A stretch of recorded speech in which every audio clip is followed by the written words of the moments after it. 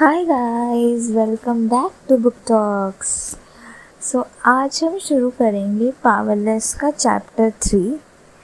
So let's get into the video without wasting any further time. Chapter 3, Paedyn. Paedyn सुबह बाजार से गुजर रही होती है, तब एक व्यापारी की गाड़ी का पहिया उसके पैरों पर चढ़ जाता है। उसे जोर का दर्द होता है, लेकिन वो चीखती नहीं, बस उस आदमी को गुस्से में उल्टा जवाब दे देती है। उसका दिन शुरू से ही खराब लग रहा था, क्योंकि उसे रात भर उसे ठीक से नींद नहीं मिली थी। उसे बार बार बुरे सपने आते रहे, अपने पिता को मरते हुए देखना, जब वो सिर्फ उनका हाथ पकड़कर कुछ नहीं कर पाती, चिमनी से ऊपर भाग कर निकलने की कोशिश करना, पर ऊपर से बंद मिलना, और सबसे डरावना सपना जिसमें एडिना को उससे दूर घसीट कर ले जाया जा रहा था, जबकि वो चीख रही होती है।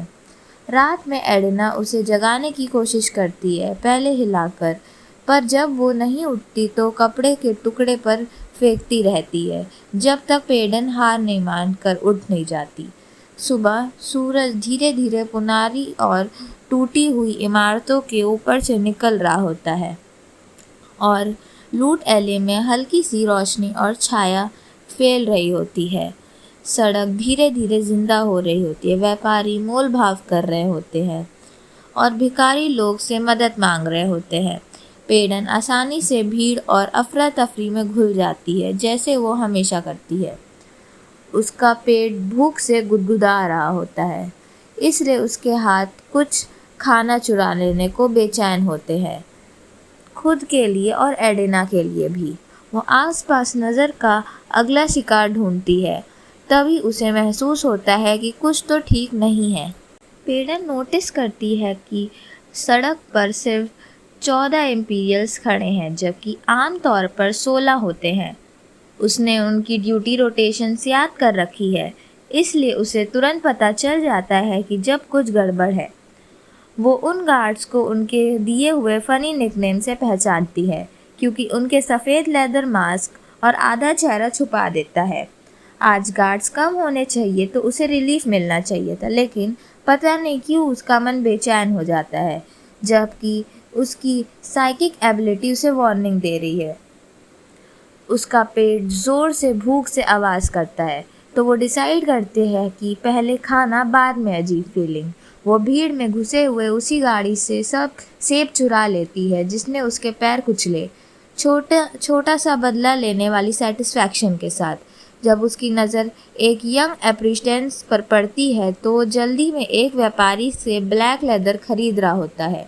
पेडन तुरंत समझ जाती है कि लड़का जल्दी में है और असली प्राइस से ज़्यादा पैसे दे रहा है, मतलब उसके पास पैसे भी हैं और ध्यान भी नहीं है। Perfect target. वो उसके पीछे चल पड़ती है, अपने बाल खोलकर अपने आप को मासूम दिखाने लगती है, जैसे उसके पिता ने सिखाया था। लोगों को तुम्हें कमज़ोर समझने दो जब तक तुम खुद न चाहो कि वो तुम्हें नोटिस करे। दोनों टकरा जाते हैं और गिरते वक्त पेडन एक्टिंग करते हुए उसकी शर्ट पकड़ लेती है। दूसरे हाथ से वो उसके पॉकेट में डालकर कॉइन्स महसूस करती है। वहाँ चाहे शिलिंग्स होती हैं, पर सब लेने के बजाय वो सिर्फ 3 ही चुराती है और चुपचाप अपनी चोरी पूरी कर लेती है। पेडन को लालच होता है कि सारे कॉइन्स लेने का, लेकिन वो एक खुद को रोक लेती है। उसे पता है अगर वो सारे पैसे चुरा लेगी तो लड़के को तुरंत पॉकेट का वेट कम लगने लगेगा और वो पकड़ी जा सकती है, और वो अपनी पीठ पर और नए जख्म नहीं चाहती जो पकड़े जाने पर मिलते हैं। इसलिए वो सिर्फ आधे कॉइन्स लेकर रुक जाती है। जब वो हाथ बाहर निकालती है और उस लड़के से टकराने के लिए माफ़ी मांगती है, तब उसकी उंगली वेस्ट के अंदर किसी चीज़ में अटक जाती है। वो समझती है कि ये सिर्फ कपड़े की लाइनिंग नहीं, बल्कि एक सीक्रेट पॉकेट है। अगर उसे एक मुद्दा हुआ कागज़ महसूस होता है।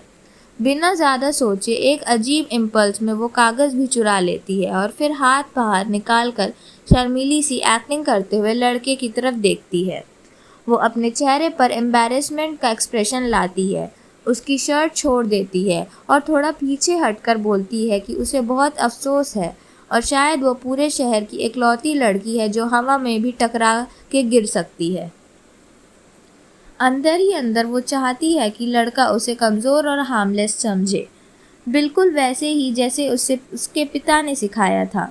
लोगों को तुम्हें अंडर एस्टिमेट करने दो।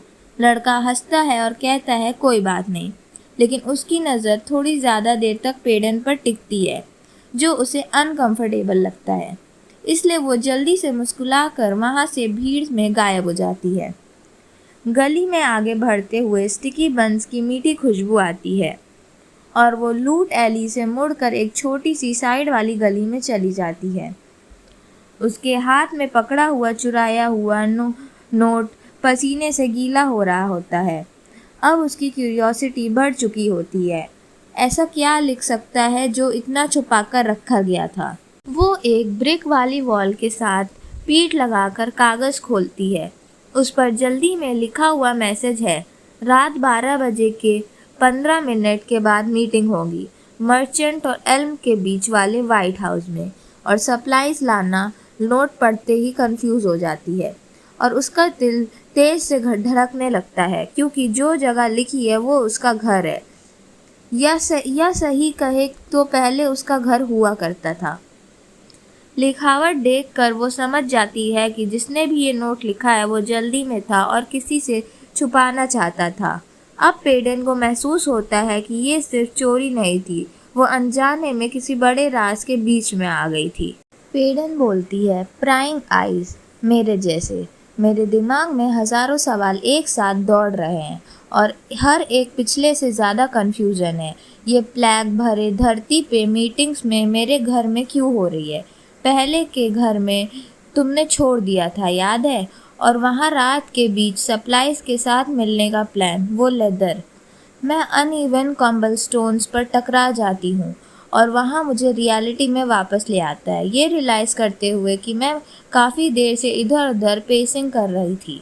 मैं क्रम्बल्ड नोट को अपनी वेस्ट में वापस ढकेल देती हूँ, लेकिन दिमाग अभी भी कंफ्यूज है जब मैं सनलाइट से भरी बिजी स्ट्रीट में कदम रखती हूँ। मैं अपना सिर हिलाकर क्लियर करने की कोशिश करती हूँ और भीड़ में घुसते हुए लोगों के बीच में निकलती हूँ जो बार्गेनिंग कर रहे होते हैं और गॉसिप कर रहे होते हैं या गालियाँ दे रहे होते हैं। जब फिर से मर्चेंट कार्स बीच से गुजरती है, मैं अपनी फैमिलियर रिदम में आ जाती हूँ। मेरा ऑनेस्ट ऑक्यूपेशन चोरी। मेरा हाथ कुड़बा खुद आइटम्स चुरा रहे हैं और मेरा दिमाग वेंडर कर रहा है, सोच रहा है कि एडिना को उस स्ट्रीट के दूसरे एंड पर कपड़े बेचने में लक मिल रहे हैं या नहीं। मैं चुराती हूँ, वो सिलती है, और ये हमारी ज़िंदगी पिछले 5 सालों से इसी तरह है। वो बोलती है, मैं सिर्फ 13 साल की थी और दुनिया में पूरी तरह अकेला जब एडिना लिटरली मुझसे टकरा गई। हाँ, वो मेरे थ्रू फंस गई थी। मैं कभी नहीं भूलूंगी इम्पीरियल का एक्सप्रेशन जब वो उसका पीछा करते हुए चिल्ला रहे थे स्टोलन पेस्ट्रीज के लिए, और बिना सोच समझ मैंने अपने पैर के रास्ते में रख दिया था। जैसे ही मैंने गार्ड का फेस देखा ज़मीन से टकरा रहा है, मैं तुरंत गैंगली कर्ली हेयर्ड लड़की के पीछे भाग गई जो मेरे थ्रू फंसी हुई थी। उस दिन एक अनईजी अलायंस शुरू हुआ जो वैसे ही रहने वाला था। मेरा हाथ मिड एयर फ्रीज हो जाता है एक प्लम्प ग्रेप फ्रूट के ऊपर हवर करते हुए जब एक चिलिन स्क्रीम लूट के क्याओस में से सुनाई देती है। मैं तुरंत मुड़ती हूँ, फ्रूट्स भूल जाती हूँ और भीड़ में से एक आवाज़ का सोर्स ढूंढती हूँ। मेरी आंखें क्राउड के ऊपर स्कैन करती हैं और फिर एक छोटी स्लम्प्ड फिगर दिखती है जो वुडन पोल के पास बीच में स्ट्रीट पर क्रम्बल्ड है रेड स्टेन्स के साथ। एक इम्पीरियल उसके ऊपर होवर कर रहा है, हाथ में विप पकड़े हुए, और उसके चेहरे पर डिसगस्टिंगली प्लीज्ड एक्सप्रेशन है, जैसे ही उसे मज़ा आ रहा हो। मैं उस लुक को बहुत अच्छे से जानती हूँ। मैं खुद भी बहुत बार ब्लीडिंग चाइल्ड रही हूँ। मैं सोचती हूँ कि उसने क्या चुराया होगा। क्या छोटी सी चोरी इतनी बुरी बीटिंग जस्टिफाई कर सकती है? कुछ फ्रूट, शायद कुछ शिलिंग, एक मर्चेंट से। मुझे याद आता है मैं वुडन पोल के अगेंस्ट स्लम्प थी, हेयर विप स्ट्राइक से काँप रही थी और अपनी टंग को काट कर छुपा रही थी ताकि रो ना दूँ। दर्द फेड हो जाता है लेकिन स्कार्स रह जाते हैं, रिमाइंडर के लिए बेटर करना है। यंग लोग हमेशा पकड़े जाते हैं, वो नीडी होते हैं, उन्होंने अभी तक अपनी ग्रीड को कंट्रोल करना नहीं सीखा होता, ना ही भूख के साथ जीना। इसीलिए इम्पीरियल्स उन्हें आसानी से एग्जाम्पल बना देते हैं ताकि बाकी सब डर जाएं। मैं बार बार अपने दिमाग में ये बात घुसा रही हूँ, तुम उसकी हेल्प नहीं कर सकती। मुझे खुद को फोर्स करना पड़ता है ये सोचने के लिए, वरना मेरे पैर खुद उस लड़के की तरफ चल पड़ेंगे। क्योंकि मैं एक बार ट्राई कर चुकी हूँ, एक छोटी लड़की की हेल्प करने की कोशिश की थी जो बिल्कुल मेरी तरह लग रही थी, डरी हुई लेकिन अपना डर कभी न दिखाने वाली। जब उसने मेरी तरफ देखा, उसकी आंखों में वही आग थी जो मेरे अंदर है। लेकिन मेरी हेल्प का रिजल्ट क्या हुआ? हम दोनों को एक्स्ट्रा लैशेस मिले और ज़्यादा मार। तब मुझे समझ आ गया यहाँ हेल्प करना भी और ज़्यादा दर्द देता है।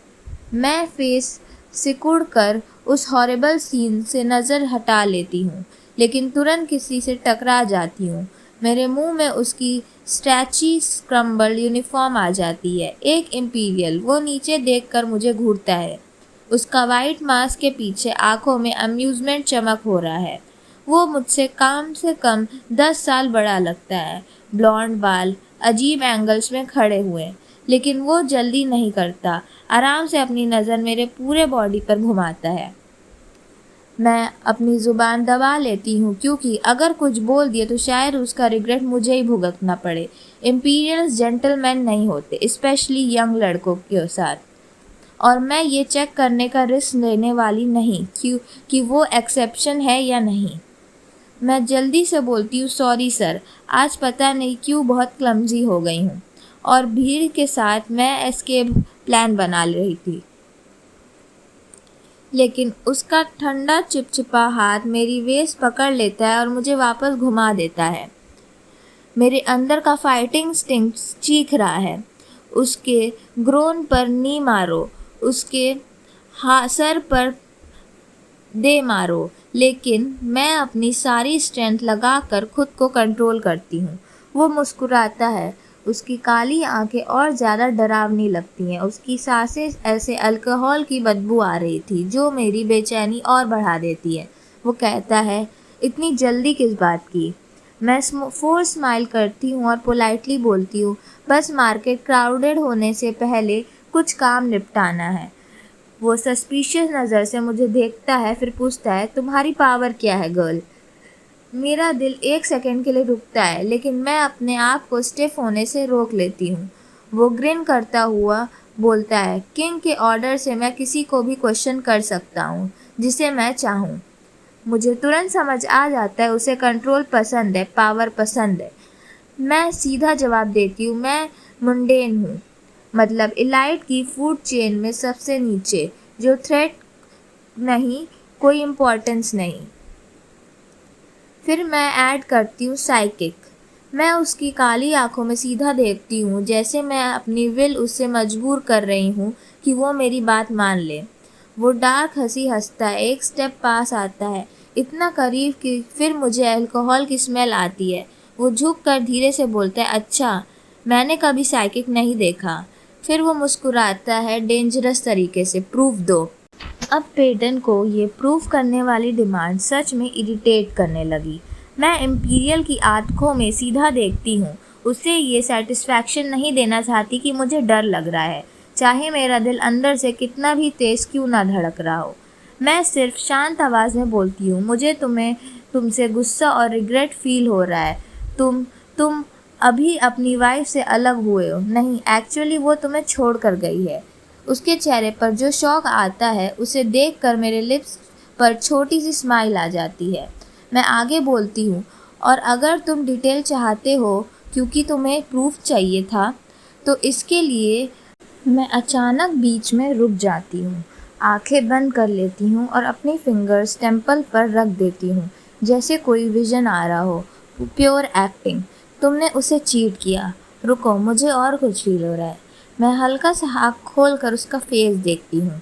अब वो गुस्से से लाल हो चुका है। मैं एक्टिंग कंटिन्यू करती हूँ, तुम उसे वापस चाहते हो लेकिन वो तुम्हें नहीं चाहती। इससे पहले कि मैं सेंटेंस कंप्लीट करूँ, मुझे पता होता है कि क्या होने वाला है। उसका हाथ मेरे फेस पर ज़ोर से पड़ता है। एक तेज़ झटका, मुंह से खून का टेस्ट बाहर आ जाता है। मैं अपना फेस उसे थोड़ा साइड कर लेती हूँ जब वो मेरे पास झुककर गुस्से में बोलता है, ब्लडी विच, मेरी नज़र से दूर हो जाओ। मैं तुरंत मुड़कर चल पड़ती हूँ और स्माइल कर रही हूँ, इवन जब मेरे मुंह से खून बाहर आ रहा है और चिन से नीचे गिर रहा है। मैं जानबूझकर स्टंबल करती हूँ एक कार्ड से और पीछे से लटका हुआ कपड़ा चुपके से खींच लेती हूँ। जल्दी से मुड़कर बंडल को चेस्ट से लगाती हूँ और दांतों से उसका एक टुकड़ा फाड़ कर अपने खून साफ करती हूँ। थोड़ा कपड़ा नैपकिन बन गया और बाकी का एडिना का काम आएगा। एक ही मूव में दो काम, 2 birds with 1 stone। बाकी क्लॉथ अपने बैग में डाल लेती हूँ जो ऑलरेडी फूड, कॉइन्स और चोरी की चीज़ों से भरा हुआ है। फिर फोर्ट की तरफ चल पड़ती हूँ। दिमाग में लास्ट 5 मिनट्स बार बार रिप्ले हो रहे हैं। सच कहूँ तो इम्पीरियल्स को प्रोवोक करना मुश्किल नहीं है। मुझे पता था जैसे ही मैं उसके ईगो पर हिट करूँगी वो मुझे थप्पड़ मारेगा या फिर खुद ही मुझे भगा देगा। ये पहली बार नहीं है जब मैंने जानबूझकर ऐसा होने दिया हो। कभी कभी बचने के लिए थोड़ा दर्द टॉलरेट करना पड़ता है। साइकिक होने का प्रूफ देना भी इजी था क्योंकि क्लूज ऑलरेडी उसके ऊपर लिखे हुए थे। उसकी रिंग फिंगर पर हल्का सा टैन था, मतलब वो पहले से शादीशुदा था। वेडिंग रिंग उसने बेची नहीं थी, बस दूसरे हाथ में शिफ्ट की थी। इसका मतलब वो अभी भी अपनी एक्स वाइफ की केयर करता है, शायद उसका अभी भी मिस करता है। उसके बिखरे बाल, क्रम्बल्ड यूनिफॉर्म और विस्की सी स्मेल क्लियरली बता रही थी कि अब कोई वाइफ नहीं है जो उसे प्रॉपरली रेडी करे। सिंगल आदमी। और चीटिंग वाली बात, वो एजुकेटेड गेस्ट था। उसकी नज़र जिस तरह मुझ पर थी और इम्पीरियल्स की रेपुटेशन ऑलरेडी ख़राब है, गैस लगाना मुश्किल नहीं था। और क्लियरली मेरा गैस सीधा उसकी नर्व पर लगा। उसने मुझे हिट करने से पहले मेरी बात ने उसे हिट कर दिया। दोपहर की तेज़ धूप में मेरे ऊपर सीधे गिर रही थी जब मैं हमेशा की तरह फोर्ट की तरफ वापस जा रही हूँ, एडिना से लंच पर मिलने के लिए। मैं जल्दी नहीं कर रही, आराम से लूट गलियों में चल रही हूँ, एक एप्पल खाते हुए, जबकि भूख अंदर से मुझे लगातार याद दिला रही है कि पेट अभी भी खाली है। हवा में धूप की फटकी मछली की नमकीन स्मेल फैली हुई है जो मर्चेंट्स के कार्ट्स पर रखी है। छोटे बच्चे मेरे सामने दौड़ते हुए एक दूसरे का पीछा कर रहे हैं, हंसते हुए। लोगों की बार्गेनिंग, झल्जे और चीखे की आवाज़ मेरे लिए किसी गाने की तरह है। ये सब मेरी रोज़ की दुनिया है, बिल्कुल फैमिलियर। तब मेरी नज़र एक बड़े रंग बिरंगे बैनर पर पड़ती है जो धीरे धीरे भीड़ के ऊपर उठ रहा है। एक क्रॉलर दीवार पर चिपक कर ऊपर चढ़ रहा है जैसे उसके हाथों और पैरों में ग्लू लगा हो। वो आसानी से स्मूथ दीवार पर चढ़कर बैनर बांध रहा है। मैं बैनर पर लिखे बड़े बड़े काले शब्दों को पढ़ती हूँ। 6th पर्जिंग ट्रायल शुरू होने वाले हैं। पर्जिंग को याद करो, प्लैग का शुक्रिया करो, अपने किंगडम, फैमिली और खुद के लिए हुनर लाओ। तुम अगले विक्टोरियस एलाइट बन सकते हो। मैं ज़ोर से हंसती हूँ, इतना कि एप्पल का टुकड़ा गले में अटकने वाला होता है। पर्जिंग ट्रायल्स मजाक नहीं है, फिर भी मुझे ये सब आयरॉनिक लगता है कि इसे सेलिब्रेशन बोला जाता है। 3 दशक पहले हुए ग्रेट पर्जिंग की याद में ट्रायल्स बनाए गए थे, सपोजली लोगों की सुपरनैचुरल पावर्स दिखाने और एलाइट किंगडम को ऑनर देने के लिए। लेकिन मेरे लिए तो इनोसेंट लोगों को मारना किसी भी तरह ऑनर नहीं है, ना मेरे किंगडम के लिए, ना मेरी फैमिली के लिए। वैसे भी मेरी कोई फैमिली बची ही नहीं है जिसे ऑनर दे सकूं। हर 5 साल में यंग एलाइट्स को गेम में भेजा जाता है, ग्लोरी के लिए और इतने शीलिंग्स के लिए कि वो बाद में एक कंफर्टेबल लाइफ बना सके। जैसे पैसा उन ट्रॉमा को मिटा देगा जो ट्रायल्स देते हैं। सबसे ज़्यादा गुस्सा मुझे इस बात पर आता है कि लोअर एलाइट्स जैसे डिफेंसिव और मुंडेन पावर्स वाले को ये बिलीव कराया जाता है कि उनके पास जीतने के चांस है। ये झूठ है, एक क्रूअल इल्यूजन। मैं अचानक नम फील करती हूँ जब आसपास लोगों की एक्साइटेड चेहरे देखती हूँ। सब बैनर के नीचे खड़े मुस्कुरा रहे हैं, पॉइंट कर रहे हैं, सपने देख रहे हैं। लेकिन सच क्या है, हम सबसे पहले मरने वाले होते हैं। ट्रायल्स में जो इलाइट कम्पीट करते हैं वो चूज़ नहीं किए जाते, वो अपनी किस्मत के साथ पैदा होते हैं। रॉयल ब्लड या हाई स्टेटस पावर वाले ही असली प्लेयर्स होते हैं। मैं भीड़ को स्कैन करती हूँ, मुंडेन्स के खुश चेहरे देखती हूँ। उन्हें सिर्फ इंटरटेनमेंट के लिए ट्रायल्स में डाला जाता है, जब किंग अलाउ करता है कि हम जैसे लोग किसी को रिप्रेजेंट करने के लिए चूज़ करें। और मुझे पता है उनके लिए ये एक फेस्टिवल है, मेरे लिए ये एक डेथ सेंटेंस जैसा है। किंग ऑफिशियली बोलता है कि एरेना में फेलो एलाइट्स को मारना पसंद नहीं किया जाता, जैसे किलिंग कोई गलत चीज़ हो। लेकिन सच सबको पता है, ट्रायल्स में डेथ खुद एक कंटेस्टेंट होती है। सबको मालूम है कि वहाँ लोग मरते हैं और ये भी मरते हुए टीनेजर्स लोगों के लिए एंटरटेनमेंट बन जाते हैं। अगर एलाइट्स एक दूसरे को ना भी मारे तो किंग खुद एरेना को ऐसे कंट्रोल करता है कि ना कोई ज़रूर मरे। मतलब गेम्स चाहे जैसे भी हो, एंड हमेशा खून पर ही होता है। मैं बैनर के नीचे जमा भीड़ को पुश करके आगे बढ़ती हूँ। हर कोई एक दूसरे को ऊपर देखने को बोल रहा होता है। कौन लूट एरिया को रिप्रेजेंट करेगा, प्राइज मनी मिलने पर क्या करेगा, कैसी लाइफ चेंज होगी। सबके चेहरे एक्साइटमेंट से चमक रहे हैं, जैसे ये कोई फेस्टिवल ना हो, कोई सर्वाइवल गेम हो। सच कहूँ तो मेरी लाइफ में बहुत कम मोमेंट्स आए हैं जब मैंने एलाइट से जेलसी फील नहीं की।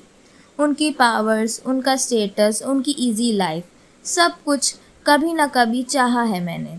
लेकिन पर्जियन ट्रायल्स का नाम सुनते ही पहली बार मुझे रिलीफ फील होता है। पहली बार मुझे खुशी होती है कि मैं कोई इम्पोर्टेंट नहीं हूँ, ना पावरफुल, ना फेमस, ना रॉयल ब्लड। मैं बस कुछ भी नहीं हूँ। और इस बार ऑर्डिनरी होना ही मेरी सबसे बड़ी सेफ्टी लग रही है। तो ये था पावरलेस का चैप्टर 3 एंड। चैप्टर 4 हम नेक्स्ट वीडियो में कंटिन्यू करेंगे। अगर वीडियो पसंद आई हो तो लाइक करना और चैनल को सब्सक्राइब करना मत भूलना।